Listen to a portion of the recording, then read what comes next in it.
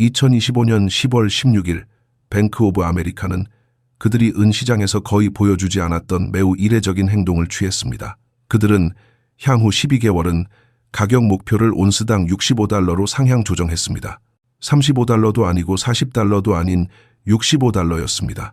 하지만 정작 월스트리트의 그 누구도 이야기하지 않는 진실이 하나 있습니다. 이것은 단순한 수요와 공급에 대한 경제적 전망이 아니었다는 사실입니다.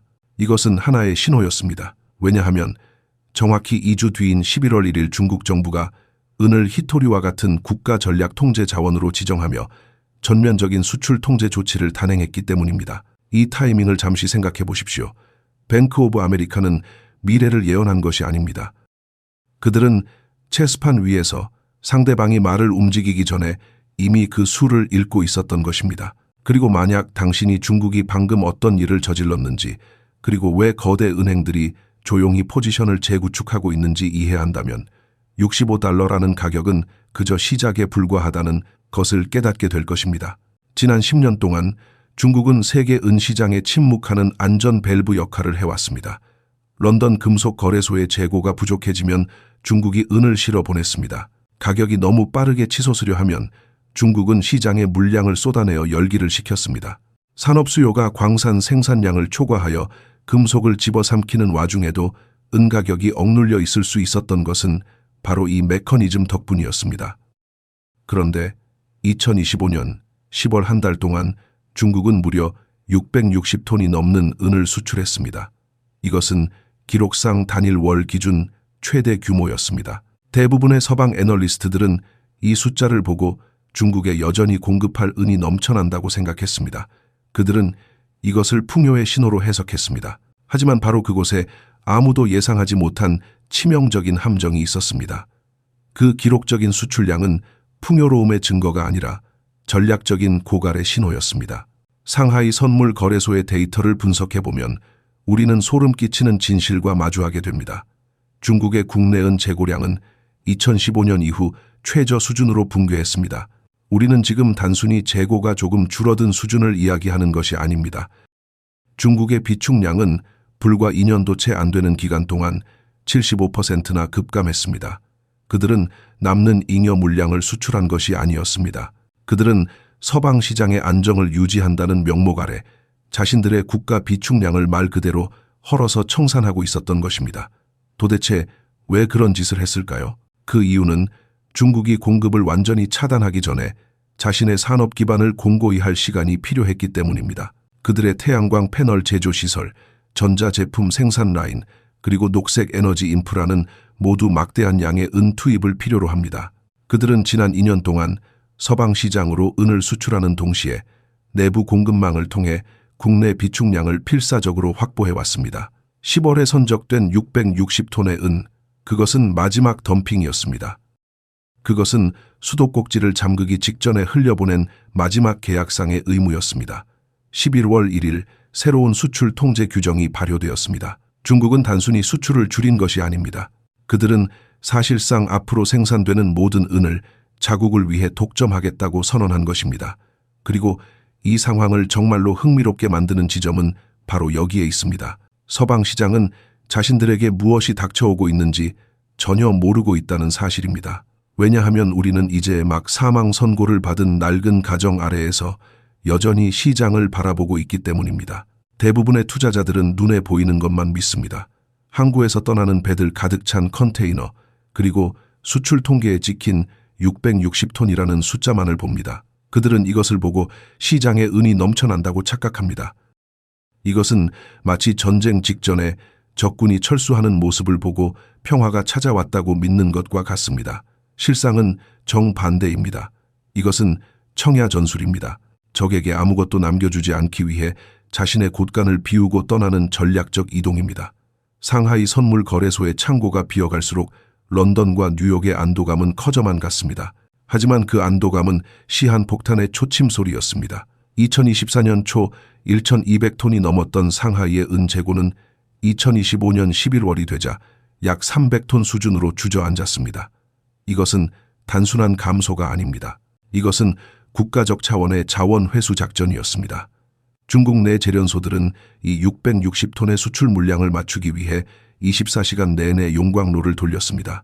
그 660톤은 약 2천만 온스에 달하는 엄청난 양입니다.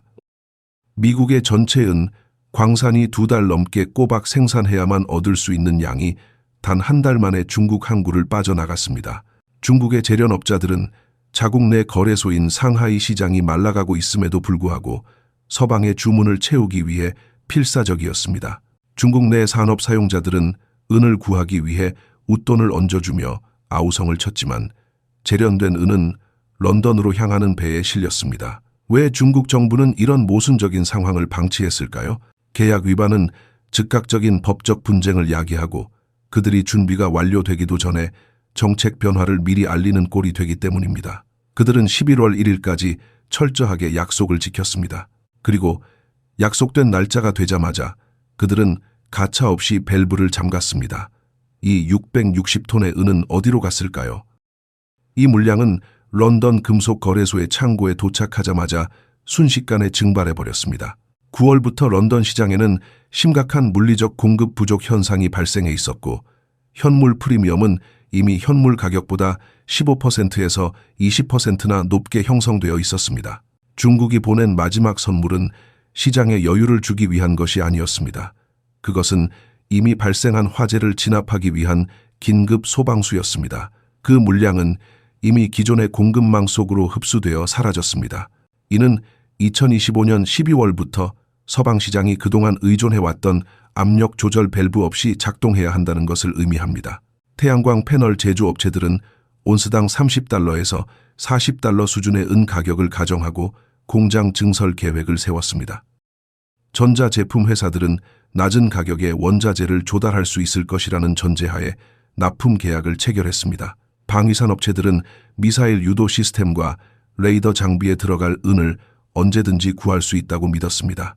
그들의 모든 사업 모델은 중국이라는 거대한 공급처가 부족분을 메워줄 것이라는 단 하나의 믿음 위에 세워졌습니다. 하지만 그 세상은 끝났습니다.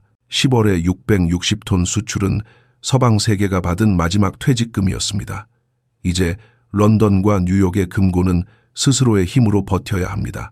그러나 그들은 그럴 준비가 전혀 되어 있지 않습니다. 이 거대한 기만의 드라마 속에서 우리는 한 가지 냉혹한 교훈을 얻습니다. 시장에서 가장 위험한 순간은 위기가 눈앞에 닥쳤을 때가 아닙니다. 위기가 풍요로 위장하고 우리 곁에 머물 때입니다.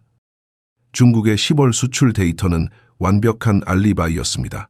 서방의 금융 언론들이 중국의 수출 증가를 보며 안도하는 기사를 쏟아낼 때 베이징의 관료들은 조용히 수출 통제 목록에 서명을 하고 있었습니다. 그들은 서방이 데이터의 겉면만 보고 그 이면의 움직임을 보지 못할 것이라는 점을 정확히 꿰뚫어 보았습니다. 그리고 그들의 예상은 적중했습니다. 이제 우리는 공급이 사라진 세계의 첫 번째 달을 맞이하고 있습니다.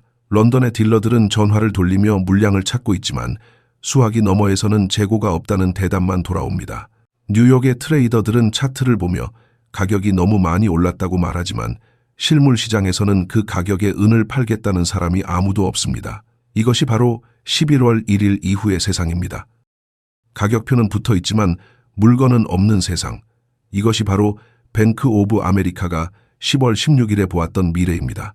그들은 660톤의 숫자에 속지 않았습니다. 그들은 그 숫자가 의미하는 마지막 작별 인사를 들었습니다. 그리고 이제 그 작별 인사가 서방 경제 전체에 어떤 파장을 불러일으킬지 목격할 차례입니다. 11월 1일이라는 날짜는 달력 위에 무작위로 찍힌 점이 아닙니다.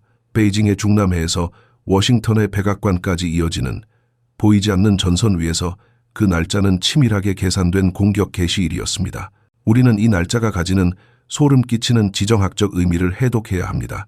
2025년 11월 1일, 이날은 미국의 차기 대통령 취임식인 1월 20일까지 정확히 75일이 남은 시점입니다. 미국 정치가 선거 결과에 매몰되어 있고 현직 행정부와 차기 행정부 사이의 권력 이양이 이루어지는 가장 취약한 권력의 공백기입니다. 중국은 바로 이 틈을 타서 방아쇠를 당겼습니다. 이것은 단순한 우연의 일치가 아닙니다. 이것은 미국이라는 거인이 가장 무방비 상태일 때 급소를 찌른 정밀 타격이었습니다. 은은 더 이상 단순한 귀금속이나 산업용 원자재가 아닙니다. 11월 1일을 기점으로 은은 정치적 인질이 되었습니다. 중국 상무부는 은을 희토류 광물과 동일한 전략적 통제 목록에 올렸습니다. 이것이 의미하는 바는 명확합니다. 그들은 은을 달러 패권과 무역 관세에 대항할 수 있는 가장 강력한 협상 카드로 격상시킨 것입니다. 트럼프 행정부가 예고한 관세 전쟁에 대해 베이징은 말로 대응하지 않았습니다. 그들은 대신 서방 세계의 첨단 산업이 숨쉬는 데 필요한 산소, 튜브를 쥐어버리는 방식을 택했습니다. 이것은 다가올 무역 협상 테이블에서 미국을 압박하기 위해 준비된 가장 차가운 무기입니다. 당신들이 달러를 무기화한다면 우리는 당신들의 미사일과 전기차를 만드는 물질을 무기화하겠다는 무언의 선전포고인 셈입니다. 워싱턴의 반응은 참담할 정도로 느렸습니다. 11월 1일 중국이 수출 통제라는 칼을 뽑아들었을 때 미국의 정책 이반자들은 여전히 선거 유세와 정치 공방에 정신이 팔려 있었습니다. 그들이 사태의 심각성을 깨닫고 움직이기 시작한 것은 이미 한 달이 훌쩍 지난 12월 6일이었습니다. 미국 지질조사국은 뒤늦게 은을 필수 광물 목록에 추가한다고 발표했습니다. 이 발표는 행정적인 절차처럼 보였지만 그 이면에는 패닉에 가까운 공포가 서려 있었습니다. 필수 광물 지정은 국가 안보와 경제 번영에 필수적이지만 공급 사슬이 취약하여 적대적인 국가에 의존하고 있다는 것을 공식적으로 인정하는 항복 문서나 다름없기 때문입니다. 은은 이제 리튬 코발트 그리고 희토류와 함께 미국의 국가 안보를 위협하는 아킬레스건 목록에 이름을 올렸습니다. 미국 지질조사국의 결정은 너무 늦었습니다. 전략 자원 확보는 하루아침에 이루어지지 않습니다. 광산을 탐사하고 허가를 받고 채굴 시설을 건설하여 실제 생산에 이르기까지는 최소한 10년의 시간이 걸립니다. 환경 규제와 지역 주민의 반대, 그리고 자금 조달의 어려움까지 고려하면 그 시간은 더 길어질 수 있습니다. 미국은 지난 20년 동안 환경 보호와 비용 절감이라는 명분 아래 더럽고 힘든 채굴 및 제련 산업을 중국으로 떠넘겼습니다. 그 결과 미국은 이제 자국 방위 산업의 핵심 소재를 잠재적 적국의 소나귀에 맡겨버린 꼴이 되었습니다. 태양광 패널부터 5세대 통신망, 전기차 배터리, 그리고 최첨단 유도 미사일에 이르기까지 현대 문명과 군사력을 지탱하는 모든 기술이 중국산은 없이는 작동하지 않는다는 사실을 그들은 너무 늦게 깨달았습니다. 이것은 단순한 공급 부족의 문제가 아닙니다. 이것은 주권의 문제입니다. 미국이 자랑하는 에너지 자립과 첨단 기술의 우위가 사실은 모래성 위에 지어졌다는 것이 드러났습니다. 중국이 75일간의 침묵을 지키며 비축량을 늘리고 수출을 통제하는 동안 미국은 아무런 대비책도 없이 무방비로 노출되어 있었습니다. 워싱턴의 관료들이 12월 6일에 서류에 도장을 찍으며 안도하는 동안 시장은 이미 그들의 무능함을 비웃고 있었습니다. 법안 하나 통과시킨다고 해서 땅속에 있는 은이 저절로 튀어나와 공장으로 들어가는 것은 아니기 때문입니다. 더욱 충격적인 것은 이 시나리오가 이미 예견되어 있었다는 점입니다. 중국은 2025년 내내 경고 신호를 보냈습니다. 4월에는 중희토류 7종에 대한 수출 통제를 강화했고 10월에는 추가로 5종의 광물과 가공 장비를 통제 목록에 넣었습니다. 은에 대한 통제는 갑작스러운 것이 아니라 일련의 조치들이 향하는 논리적 귀결이었습니다. 그러나 서방의 정보기관과 경제 분석가들은 이를 개별적인 사건으로 치부하며 큰 그림을 보지 못했습니다. 그들은 점들을 연결하여 선을 그리는 데 실패했습니다. 중국이 자국의 산업 고도화를 위해 필수 자원을 국유화하고 있다는 명백한 증거들 앞에서도 서방은 자유무역이라는 환상 속에 안주하고 있었습니다. 이제 75일간의 카운트다운은 끝나가고 있습니다. 1월 20일, 새로운 대통령이 성경에 손을 얹고 선서를 할 때 그의 책상 위에는 이미 해결 불가능에 가까운 청구서가 놓여 있을 것입니다. 중국은 이미 말을 옮겼고 미국의 산업계는 체크메이트를 당할 위기에 처해 있습니다. 은 가격이 폭등하는 것은 단순한 투기 세력의 장난이 아닙니다. 그것은 지정학적 리스크가 가격에 반영되는 과정이며 잃어버린 주권을 되찾기 위해 치러야 할 혹독한 비용입니다. 워싱턴이 이제 와서 관세를 높이거나 보조금을 지급한다고 해서 당장 내일 필요한 은을 만들어낼 수는 없습니다. 중국은 이 점을 너무나 잘 알고 있었고 그래서 11월 1일이라는 날짜를 선택한 것입니다. 뱅크 오브 아메리카의 보고서가 나왔던 10월 16일로 다시 돌아가 봅시다. 그들은 알고 있었을까요? 아마도 그랬을 것입니다.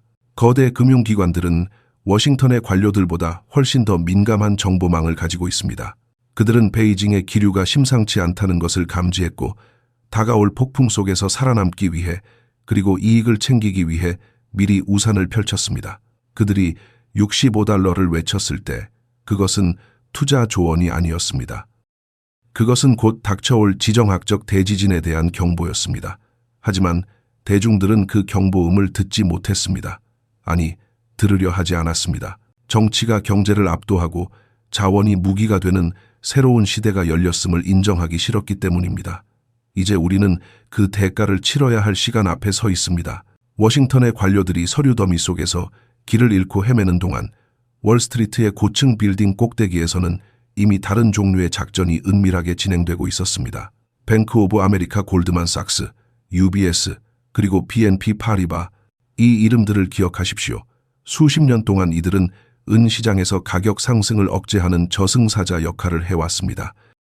파생상품 시장에서 막대한 매도 포지션을 구축하여 실물 가격의 상승을 틀어막던 바로 그들이 10월 중순을 기점으로 돌연 태도를 180도 바꿨습니다. 이것은 단순한 변심이 아닙니다. 이것은 침몰하는 배에서 가장 먼저 탈출하여 구조선에 올라탄 선장들의 비열한 생존 본능입니다. 뱅크 오브 아메리카가 10월 16일 목표가를 $65로 올렸을 때, 그리고 UBS가 2026년 중반 목표를 $55로 상향하고 BNP 파리바가 연말 $100를 예고했을 때 그것은 단순한 투자 의견 변경이 아니었습니다. 그것은 항복 선언이자 동시에 새로운 사냥의 시작을 알리는 신호탄이었습니다. 그들은 도대체 무엇을 보았기에 수십 년간 고수해온 숏 포지션을 포기했을까요? 그들은 블룸버그 단말기 너머의 진짜 세상을 보았습니다. 그들은 상하이 선물 거래소의 재고가 9년 만에 최저치로 곤두박질치는 데이터를 실시간으로 목격했습니다. 그들은 11월 1일 수출 통제가 다가오고 있다는 고급 첩보를 이미 손에 쥐고 있었습니다. 그들은 이 결정적인 정보를 대중과 공유하지 않았습니다. 대신 그들은 조용히 그리고 신속하게 움직였습니다.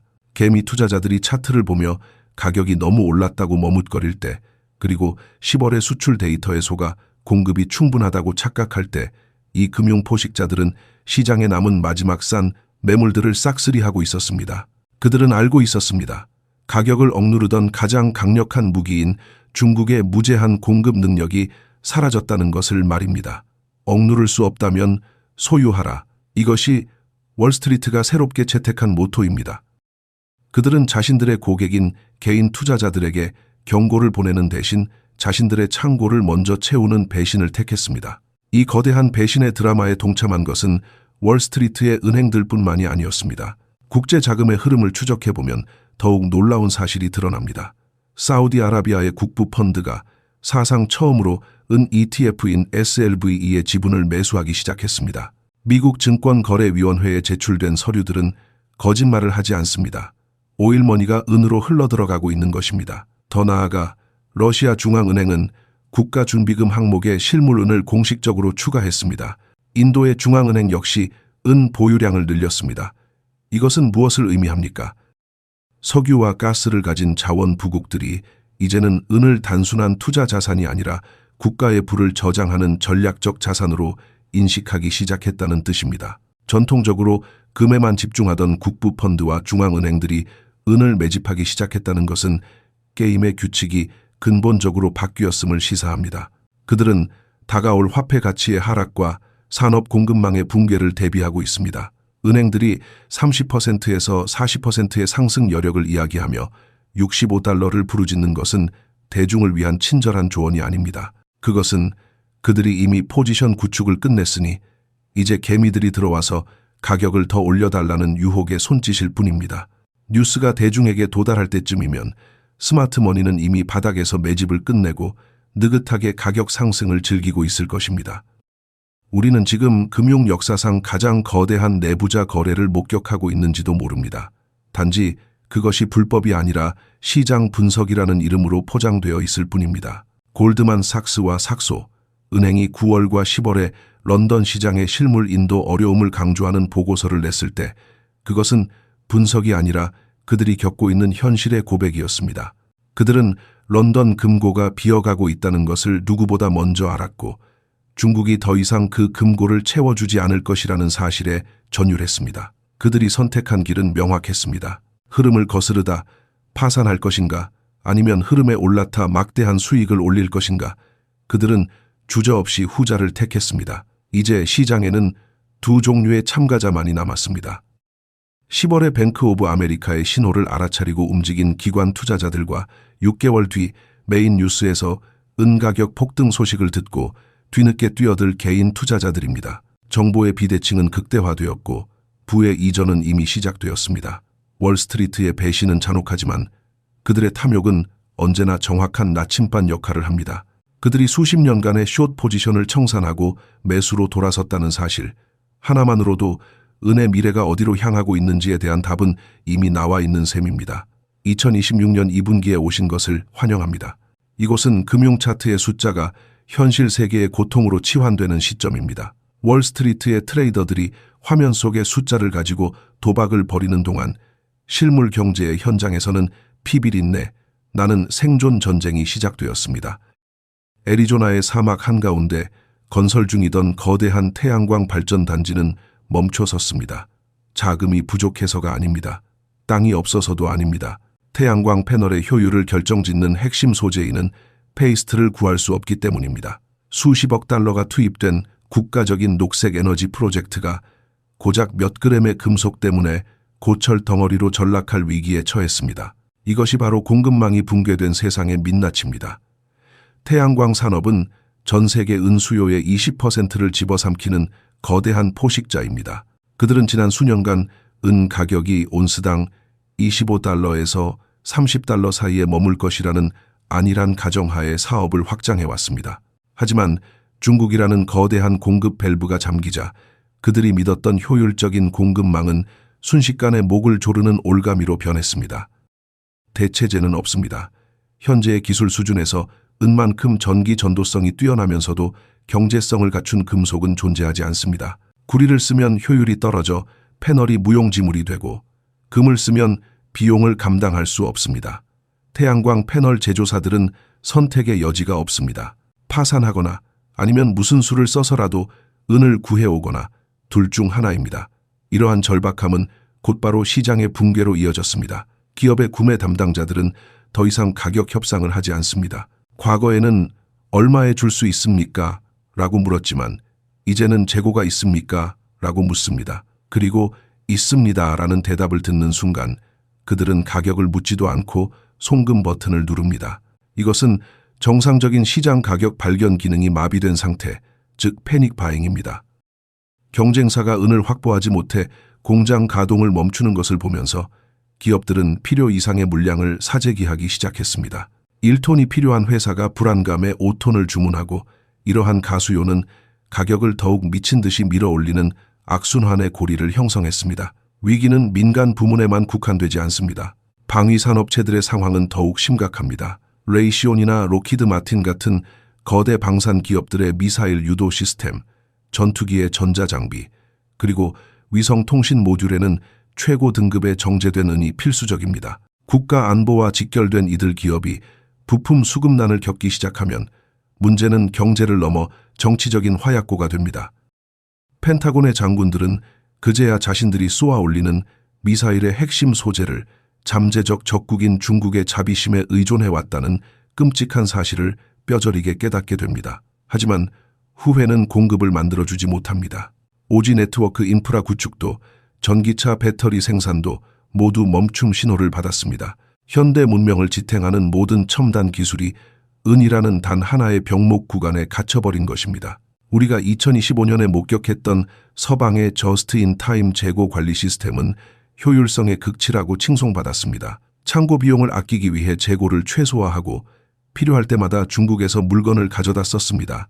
하지만 공급이 끊긴 지금 그 효율성은 치명적인 독이 되었습니다. 재고가 없다는 것은 충격을 흡수할 완충 장치가 없다는 뜻입니다. 중국이 660톤의 마지막 물량을 보낸 뒤 밸브를 잠갔을 때 서방의 산업계는 맨몸으로 벼랑 끝에 내몰렸습니다. 1980년 헌트 형제의 은투기 사건 때와는 본질적으로 다릅니다. 그때는 소수의 투기꾼이 가격을 조작했지만 지금은 산업 전체가 생존을 위해 발버둥치며 가격을 밀어 올리고 있습니다. 투기 수요는 금리가 오르면 사라지지만 산업 수요는 공장 문을 닫지 않는 한 사라지지 않습니다. 이것이 바로 이번 위기가 과거의 그 어떤 위기보다 더 길고 고통스러울 수밖에 없는 이유입니다. 가격표는 이제 무의미해졌습니다. 100달러라는 숫자는 심리적 저항선이 아니라 생존을 위한 입장료가 되었습니다. 중소형 전자제품 제조사들은 원자재 가격 폭등을 견디지 못하고 줄도산하기 시작했습니다. 살아남은 기업들은 제품 가격을 올리며 인플레이션이라는 괴물에게 먹이를 던져주고 있습니다. 소비자들은 스마트폰 가격이 오르고 태양광 설치 비용이 급증하는 것을 보며 고통스러워하지만 그것이 중국의 수출 통제와 뱅크 오브 아메리카의 보고서 그리고 워싱턴의 무능함이 만들어낸 합작품이라는 사실을 아는 사람은 많지 않습니다. 세상은 은이 부족해서 멈춘 것이 아닙니다. 은의 중요성을 간과하고 공급의 주도권을 뺏긴 대가를 치르느라 멈춘 것입니다. 2026년의 여름은 뜨겁습니다. 기온 때문만이 아니라 원자재를 확보하기 위한 기업들의 전쟁 때문입니다. 런던과 뉴욕의 금속 거래소 창고는 텅 비어 있고 그 빈 공간을 채우는 것은 공포와 탐욕뿐입니다. 뱅크 오브 아메리카가 예언했던 65달러는 이미 백미러 속으로 사라진 지 오래입니다. 이제 시장은 미지의 영역으로 진입했습니다. 공급은 고정되어 있는데 수요는 폭발하는 경제학 교과서의 가장 극단적인 페이지가 눈앞에 펼쳐지고 있습니다. 그리고 이 혼란의 한가운데서 우리는 마지막 질문을 던져야 합니다. 과연 이 폭주 기관차는 어디까지 달려갈 것인가? 뱅크 오브 아메리카가 제시한 65달러라는 숫자에 안주하지 마십시오. 그것은 그저 대중의 심리적 저항을 낮추기 위한 마취제에 불과합니다. 월스트리트의 엘리트들이 65달러를 이야기할 때 그들은 정상적인 시장 상황을 가정한 모델을 돌리고 있는 척하지만 그들의 계산기 뒷면에는 이미 훨씬 더 거대하고 파괴적인 숫자들이 찍혀 있습니다. 우리는 이제 감정을 배제하고 냉혹한 수학과 역사의 패턴만을 가지고 진짜 목표가를 산출해내야 합니다. 그리고 그 결과값은 당신이 상상하는 것보다 훨씬 더 충격적입니다. 역사는 우리에게 미래를 보여주는 가장 확실한 거울입니다.